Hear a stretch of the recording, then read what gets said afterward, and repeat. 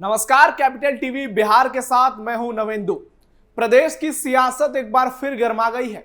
इस बार आमने सामने हैं नीतीश कुमार के करीबी और जेडीयू के सीनियर नेता अशोक चौधरी और जन सुराज पार्टी के संस्थापक प्रशांत किशोर। मामला ऐसा है कि अब कोर्ट कचहरी तक जा पहुंचा है। दरअसल अशोक चौधरी ने प्रशांत किशोर पर मानहानि का मुकदमा ठोक दिया है और वजह है पीके यानी प्रशांत किशोर का वो बयान जिसमें उन्होंने सीधे तौर पर आरोप लगाया था कि अशोक चौधरी ने अपनी बेटी को लोकसभा का टिकट दिलाने के लिए चिराग पासवान को पैसे दिए। अब जरा सोचिए, बिहार की सियासत में कौन किसके साथ है ये वैसे भी रोज बदलता है, लेकिन पीके के इस आरोप ने एक साथ दो नेताओं को कटघरे में खड़ा कर दिया, एक अशोक चौधरी और दूसरे चिराग पासवान। हालांकि चिराग पासवान इस मामले में पूरी तरह से चुप हैं। ना कि उन्होंने प्रशांत किशोर पर कोई बयान दिया है, ना ही उन्होंने अशोक चौधरी का बचाव किया है। लेकिन सियासी गलियारों में चर्चा है कि पीके इस बार अपने ही एक पुराने दोस्त को भी लपेटे में ले बैठे हैं। बात को समझते हैं सिलसिलेवार तरीके से।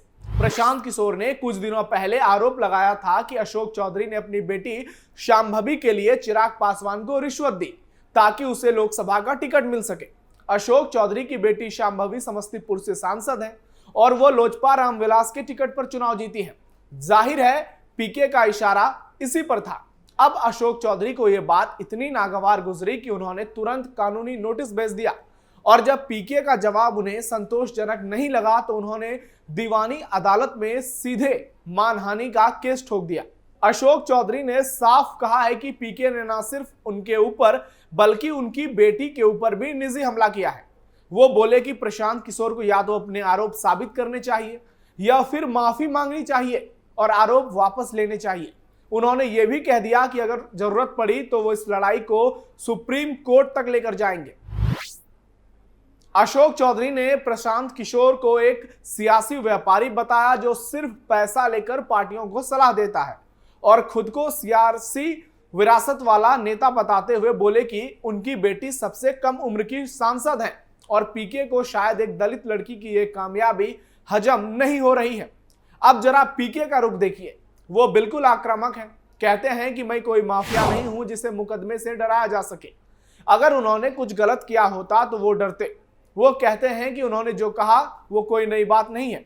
बिहार के गांव गांव में इसकी चर्चा होती रहती है। यानी प्रशांत किशोर अपने बयान से पीछे नहीं हट रहे। वो ये भी कह रहे हैं कि सरकार उन्हें पहले भी परेशान कर चुकी है, जब उन्हें रात में पुलिस ने उठा लिया था। उन्होंने जनवरी में हुई अपनी गिरफ्तारी की भी याद दिलाई, जब वो बीपीएससी की परीक्षा में गड़बड़ी के खिलाफ आक्रामक अनशन कर रहे थे। अब इस मामले में कई दिलचस्प बातें छिपी हुई हैं। पहली बात, पीके ने चिराग पासवान का नाम लिया, लेकिन चिराग पासवान या उनकी पार्टी का कोई भी नेता इस विवाद में उतरता नहीं दिखा। ना कोई समर्थन ना कोई विरोध, यानी इस पूरे विवाद में वो चुपचाप किनारे बैठे हैं। दूसरी बात, पीके पहले खुद भी जेडीयू का हिस्सा रह चुके हैं। उस वक्त उनके और नीतीश कुमार के रिश्ते काफी सहज माने जाते थे, लेकिन अब वही पीके नीतीश के करीबी मंत्री के खिलाफ ऐसा गंभीर आरोप लगा रहे हैं। और तीसरी बात यही कि अशोक चौधरी की बेटी ने सियासत में कदम रखा और वो संसद तक पहुंची। ये जेडीयू के लिए गर्व की बात मानी जा रही थी, लेकिन पीके ने इस पर सवाल खड़े कर दिए। अशोक चौधरी का मानना है कि प्रशांत किशोर सस्ती लोकप्रियता के लिए ऐसी फालतू बयानबाजी कर रहे हैं। वो कहते हैं कि बिहार में जो लोग जमीन से जुड़े हैं उन्हें पीके जैसे नेताओं की चाल समझ में आ रही है। वहीं पीके खुद को एक ऐसे सियासी नेता के तौर पर पेश कर रहे हैं जो सिस्टम से लड़ रहा है, जनता के बीच है और सरकार की गलत नीतियों के खिलाफ आवाज उठा रहा है।